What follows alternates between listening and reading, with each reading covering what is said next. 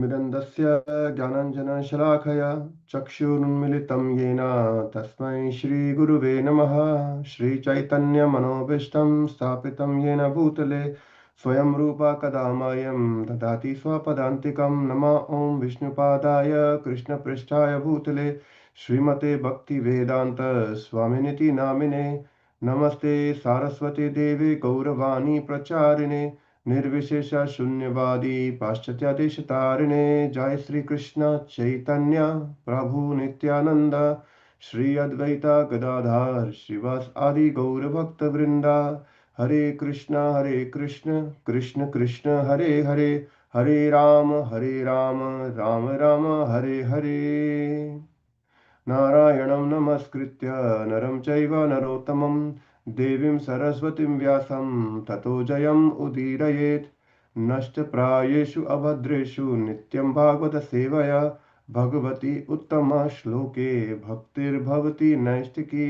ॐ नमो भगवते वासुदेवाय, ॐ नमो भगवते वासुदेवाय, ॐ नमो भगवते वासुदेवाय। So welcome dear devotees. We are discussing from Srīmad Bhāgavatam.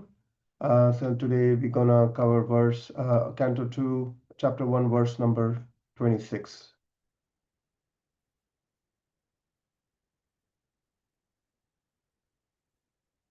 Verse 26.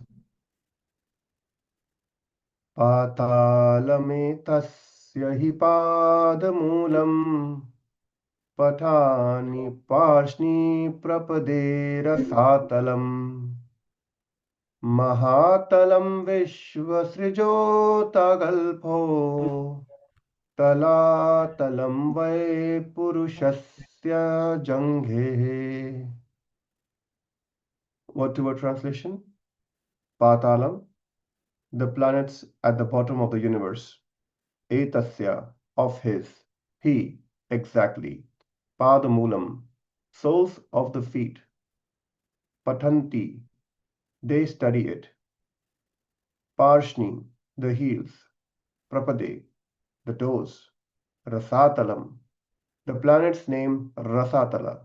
Mahatalam, the planet's name Mahatala. Vishwa Srijaha, of the creator of the universe. Atha, thus. Galpho, the ankles. Talatalam, the planet's names Talatala. Vai, as they are.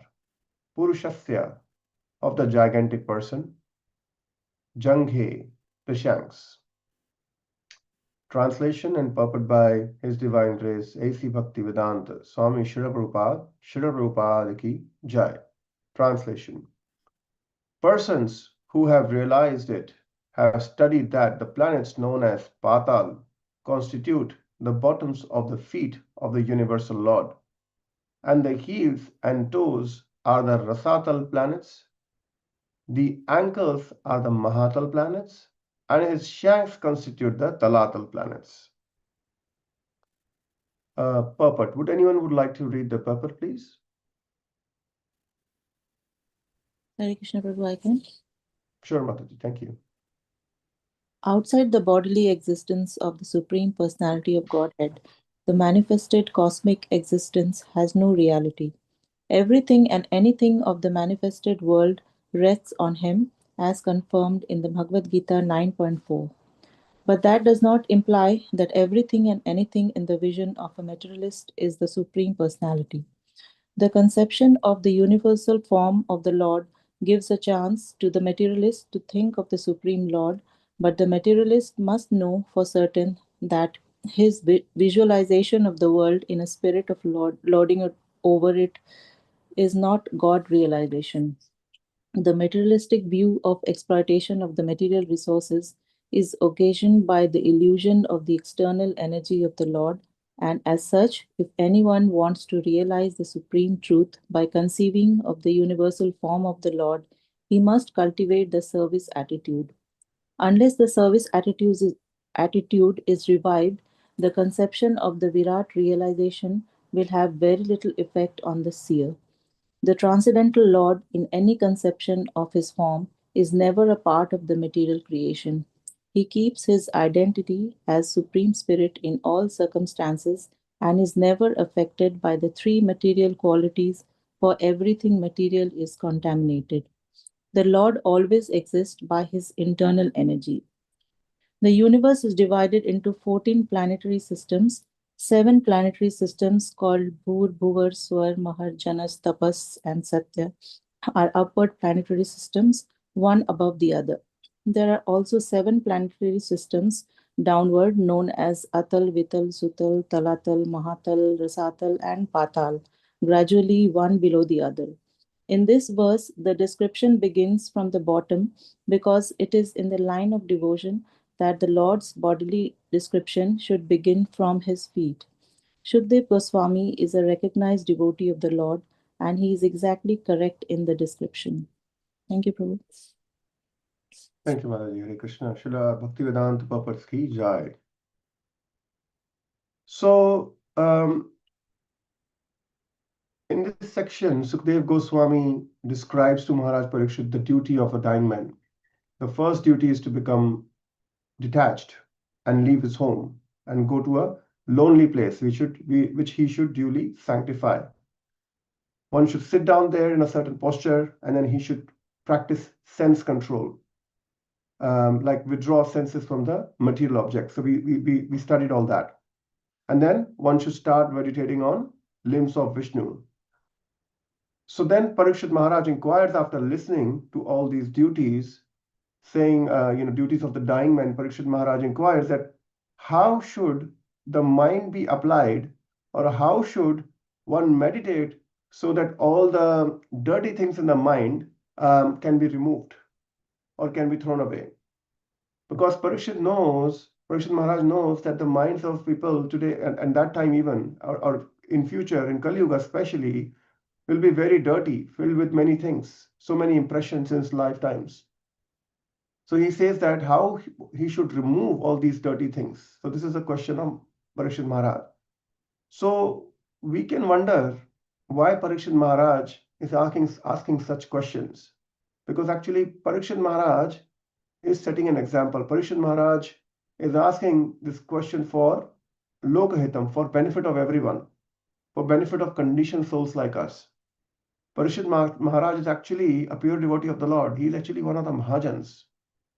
He has already done the steps that is recommended by Sukdev Goswami in one sense. He has already left his home. He has already come to a holy, sanctified space. He's sitting on the river banks of Ganga, which is already a sanctified space. And then that place is further sanctified because so many thousands of sages have come there to give their association to Parikshit Maharaj during his last days. So he was already in that sanctified condition. He has already given a family, so he had already developed detachment also. And so why he is inquiring still this from Shukdev Goswami? He is inquiring this for benefit of all of us, because he knows that the people of the material world are so conditioned. Their mind is so contaminated that they will need to hear this. So what needs to be done if the mind is contaminated? And then Shukdev Goswami starts answering this question and then this is how we are entering this technical aspect of Srimad Bhagavatam. Shukdev Goswami starts a description of Virat Rupa. So sometimes when all this technical information comes up, our conditioned mind, especially my mind, they will start to think that, why Parikshit Maharaj had to ask all these technical questions. So now Sukdev Goswami from now on will continue describing all the technical aspects of Bhagavatam, of technical aspects of Virat Rupa, what is situated where on the gigantic body on the Virat Rupa. In fact, in further cantos, Parikshit Maharaj asks further technical questions.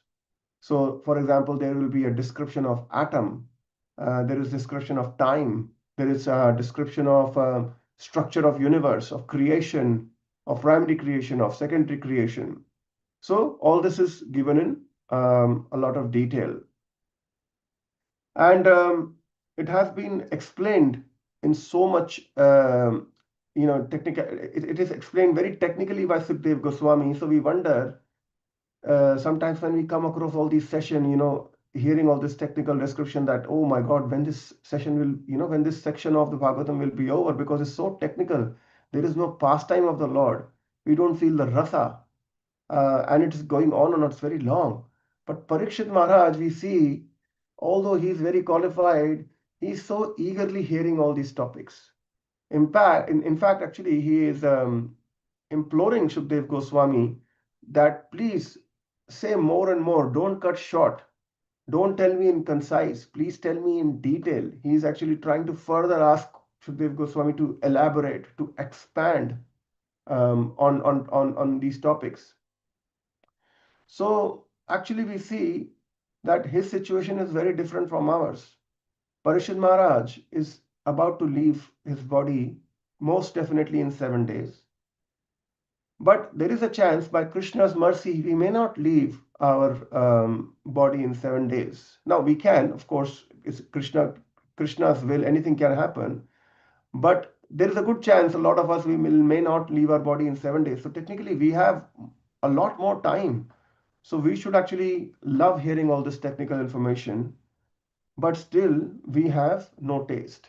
Sometimes we want to skip this technical part. But Parikshit Maharaj, he's certain that he has 7 days or less, but he's still not telling Shukdev Goswami to skip over this technical part and go to the essence of Srimad Bhagavatam. He's not telling Shukdev Goswami that please reveal the confidential pastimes of Radha and Krishna, which in one sense he was actually qualified to hear because he's a pure devotee of the Lord. Still, he doesn't ask Sukdev Goswami for this. He, in fact, had darshan of the Lord when he was in his mother's womb. So he's such a pure devotee of the Lord that the Lord appeared before him personally at the time of birth. Can we claim that Lord appeared for us? But he can claim that he actually, and he had the darshan as well. So he was definitely qualified to hear the confidential pastimes of Radha and Krishna, but he still doesn't want to do that. And Prabhupada wants us, that all of us, by using example of Parikshit Maharaj. So he says that it is very good for conditioned souls like ourselves to hear Srimad Bhagavatam systematically.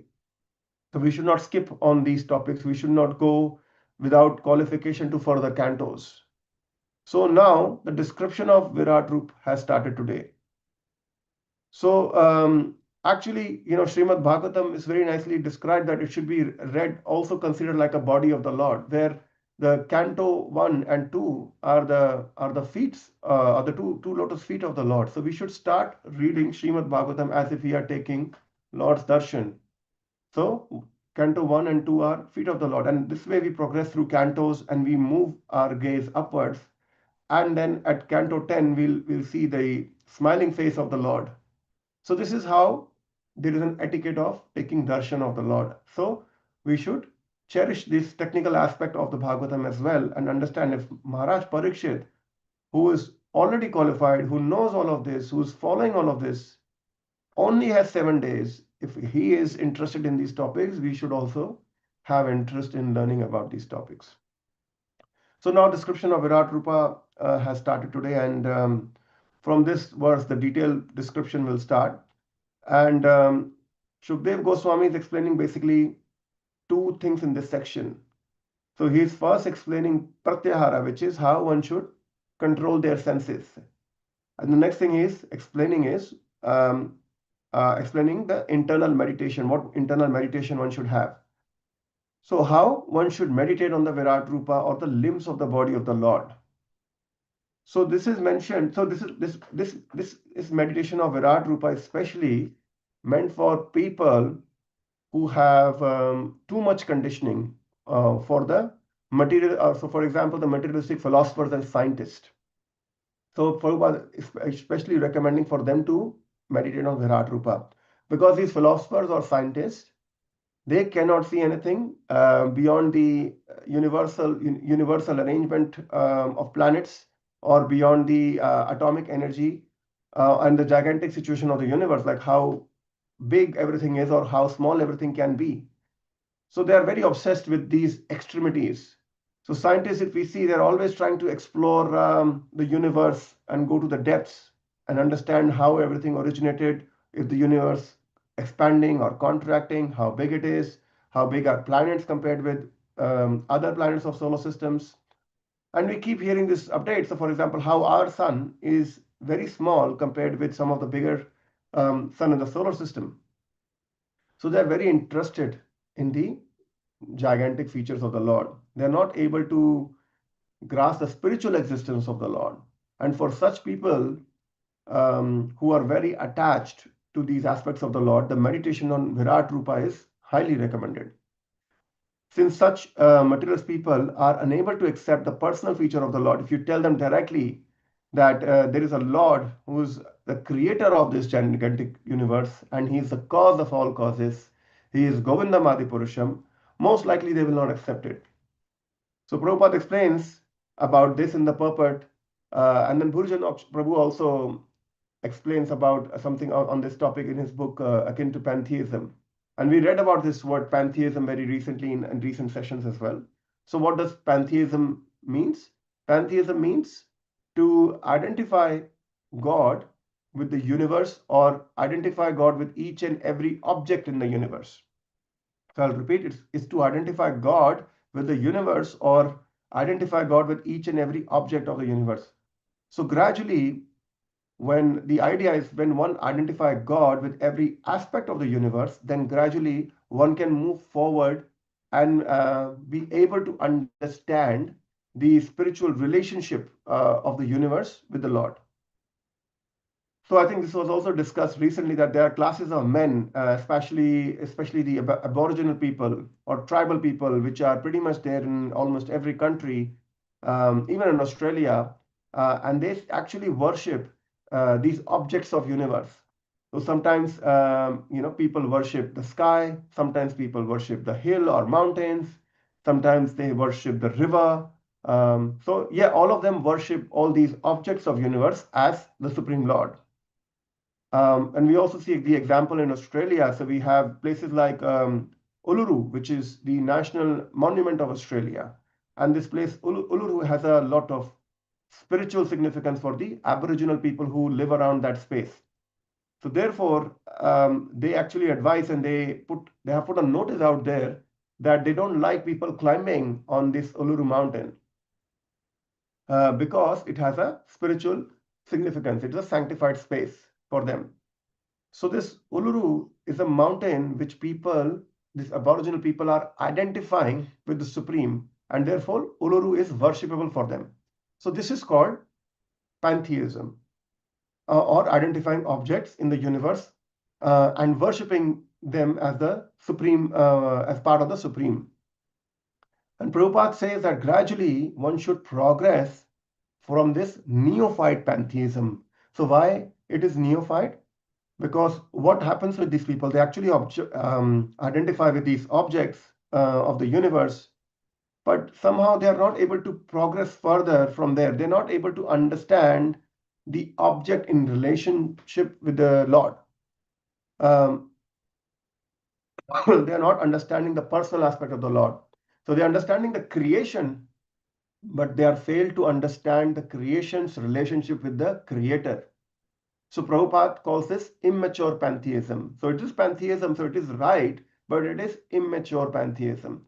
So he says gradually one should mature from immature pantheism to mature pantheism. So mature pantheism means that we see that yes, everything in universe is the creation of the Lord, and Lord is present in every atom, every molecule of the universe. That Lord also has a separate existence as well. So that is mature pantheism.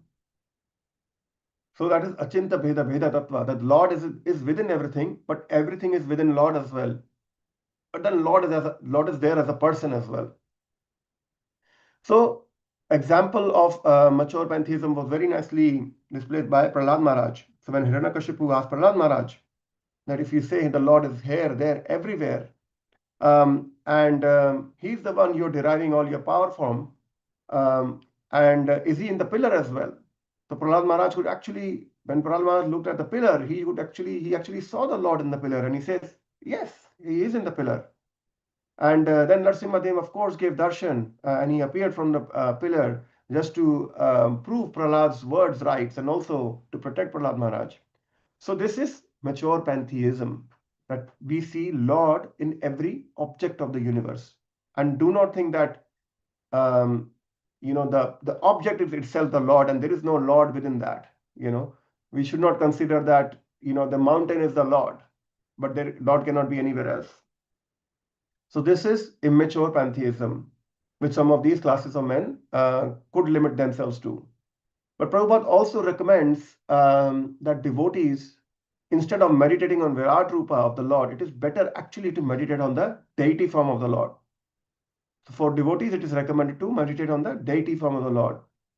Because in deity form, Lord has taken the form of the matter, but Lord is actually there because he is Archa Vigraha. He is actually there in the deity form. So for devotees, Prabhupada doesn't recommend to focus on the Virat Rupa. And then it is mentioned that it is very difficult actually to even focus on the Virat Rupa of the Lord. So Sukdev Goswami is describing that Virat Rupa has two purposes. So first purpose is, of course, to bring this materialistic philosophers and scientists through pantheism into devotional service, and then gradually so that they can proceed to devotional service. And the second purpose is, which is why the Lord manifests Virat Rupa, is actually to give foolish people the lesson that even though Lord comes himself as a human form, he is still the supreme absolute truth. And he's the controller, he's the creator of the universe. And therefore, the Lord manifests his Virat Rupa so that people don't get confused, don't get baffled. They understand his true identity. So sometimes when people hear about Lord's pastimes in the human form, they think that Lord is just an ordinary person. How can he be Supreme Lord? So therefore, Krishna or Lord displays this Virat Rupa to actually dissipate these doubts in the minds of people. And also, it also challenges all the pretenders in today's world, especially in Kali Yuga, who claim themselves that they are the Supreme Lord, or they are incarnation of Vishnu, or they are the Lord, and everyone should worship them. So, and then therefore, Lord showed us this universal form so that no one else, because no one else can show this Virat Rupa. So if you ask these, imitators or pretenders, can you show your Virat Rupa if you are the Lord? They cannot do this. So again, it is to clear the confusion of people as well, and protect them from other people who are trying to claim themselves as being Lord, because no one else has the capacity to display this universal form except the Lord. So coming back to today's words, so when we see Sukdev Goswami has started describing the universal form of the Lord, and in great detail, Prabhupada is explaining that he's starting from the bottom of the feet, which is the lowest part of the Lord's body. So he says that Patal planets, Patal Loka, is the bottom of the feet of the Lord, and this is a very correct etiquette in explaining the description of the Lord. So that we always start from the feet of the Lord. And because the Patal planets are the bottom part of the feet of the Lord, so Sukdev Goswami is very nicely in the right etiquette is describing the Virat Rupa starting from his lotus feet. Even Kunti Maharani in her prayers, when Krishna was about to leave, Kunti Maharani came to offer her prayers. She also started taking Lord's darshan from his lotus feet, and then started describing about that. So Prabhupada basically trying to teach us that one should take darshan of the Lord, that we should not directly see the face of the Lord. We should always start taking darshan of the Lord from his lotus feet. We should observe his feet properly, with peace, with time. Observe how his feet look like, how the limbs of the feet look like. Then we should start moving upwards. Look at his ankle bells. Then we should look at all the jewelry. Then we should move further through his legs, through thighs, through waist, then through his chest, the arms, the flute. And then we should go to take darshan of Lord's lotus face, the smiling face of the Lord. So Sukdev Goswami is very nicely starting to describe the Virat Rupa of Patal Lok, which is under the bottom of the feet of the Lord. So this description of Virat Rupa is not just end here. It will come up again in the fifth chapter of second canto, between the conversation of Narad Muni and Lord Brahma. So once Narad Muni approaches Lord Brahma, thinking that Lord Brahma is the supreme because he's the creator. But then he asked Brahma that, oh, you are the supreme, because you have created this world. So you please describe me about this world in detail. And to answer Nara's questions, Brahma first explains to him that no, I'm not the supreme. I am just a secondary creator here. All the ingredients of the creation that I did was given to me by the supreme creator, which or supreme Lord, which is Lord Vishnu or Krishna. And then only I started creating. I'm just a secondary creator. So, but there is someone who's above me, who's Supreme Lord, who's the creator not only of this material universe, but also of the spiritual universe. So at that time in that conversation, Narad Muni was given the description of the Virat Rupa of the Lord. And once again, the description of Virat Rupa will come in the third canto of Srimad Bhagavatam, when Lord Brahma has been just born on the lotus flower which is coming out of the navel of Garbhodakashai Vishnu. So, and Brahma, because he was bewildered, and eventually, after doing all endeavors, he start meditating, and then Lord gives him his darshan. And after that, Brahma prays to the Lord that you're telling me my duty is to create the material universe, but please help me. I don't know what to do. And at that time, Lord shows his Virat Rupa, complete Virat Rupa to Lord Brahma, which is like a blueprint of creation. So Virat Rupa is like a blueprint so that Lord Brahma understands how to create the whole universe, in what order he should arrange these planets. And at that time also, the description of Virat Rupa comes. So we will come across multiple occasions of descriptions of the Virat Rupa in further cantos. So with reference to Virat Rupa, I was also listening to this a lecture from His Holiness Shankarshan Maharaj on this topic. And he was explaining that how Srila Prabhupada is saying that in the purport, which is that Virat Rupa meditation is there for materialists or philosophers or scientists who are godless, who don't believe in spiritual existence or the personal form of the Lord.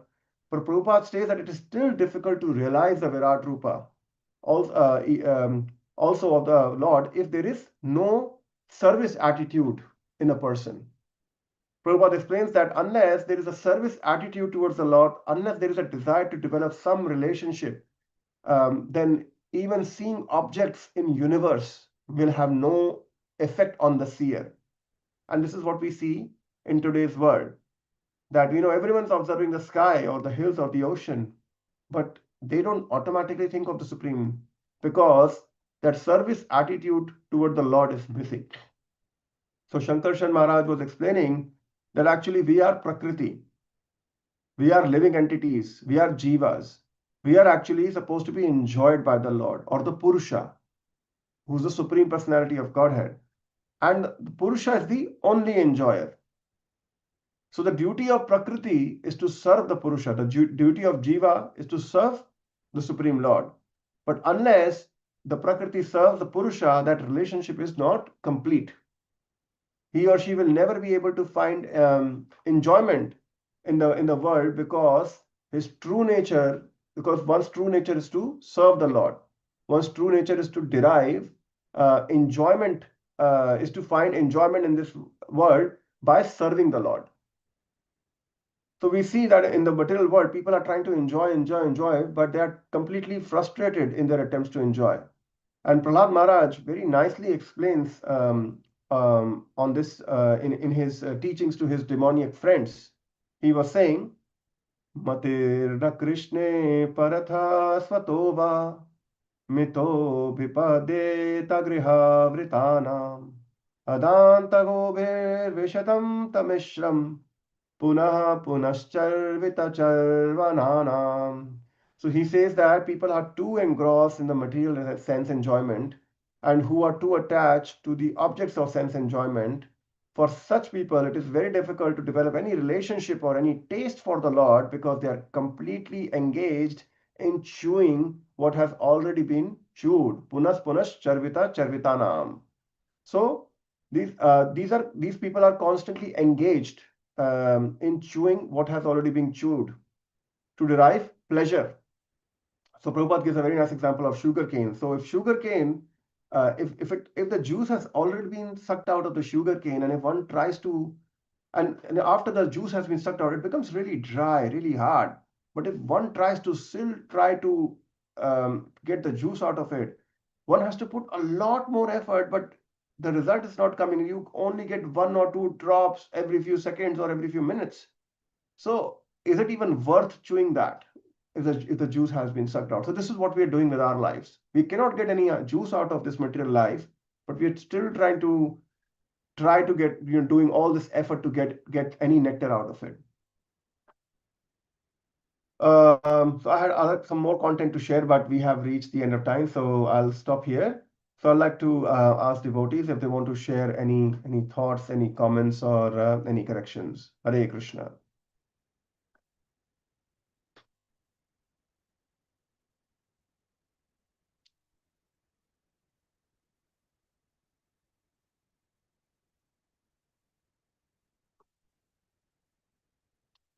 If not, Grantraj Srimad Bhagavatam ki jai, Jagat Guru Srila Prabhupada ki jai. Hare Krishna, dear devotees. Have a wonderful day. Thank you. Hare Krishna. Very nice. Hare Krishna. Hare Hare Krishna, Prabhu. Thank you. Thank you for the nice class, Krishna, Prabhuji. Thank Thank you so much Prabhuji. for the nice Thank class. you. Hare Krishna. Hare Thank you, Krishna. Prabhu. Hare Krishna. Hare Krishna. Hare Hare Krishna. Hare Hare Krishna.